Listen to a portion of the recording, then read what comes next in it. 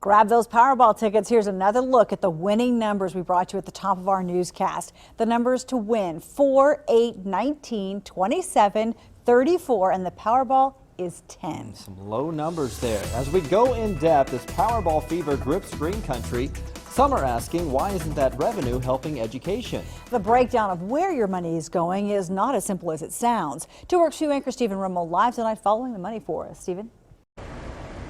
Yeah, Karen and Brian, we've shown you the Powerball mania. So many people coming to this quick trip on Peoria to buy Powerball tickets that they actually ran out of paper to sell them. So you may think with all of that money, maybe it's helping to alleviate some of the alleviate some of the education funding problems in the state of Oklahoma. But think again.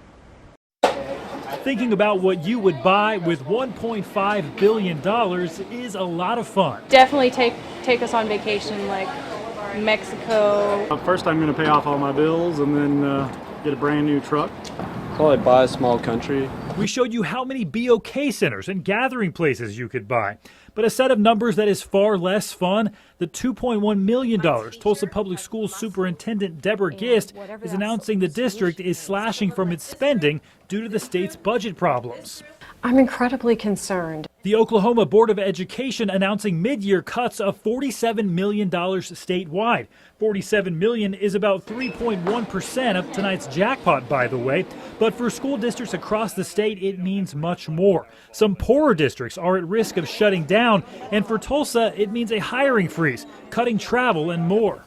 It's devastating to us to think about, in particular to think about what we anticipate is coming for next year. One of the main selling points for bringing the lottery to Oklahoma was to increase education funding. 45% of state lottery revenue goes to K-12 education. But rather than build up education funds, it's become a replacement funding source. And lottery revenue is just not enough to make up the difference. Unless someone wins it big and decides to be extremely generous. Now, lottery education funding has dipped in recent years. The Lottery Commission says part of that reason is it being forced to contribute so much to education, so the state lottery prizes end up being smaller, enticing less people to actually come out and play. We have a further in-depth coverage of this on our website right now, KJRH.com. Meanwhile, Tulsa Public Schools telling us today they are expecting even more cuts for state education coming up. Reporting live in Midtown, Stephen Romo, 2 Works for You.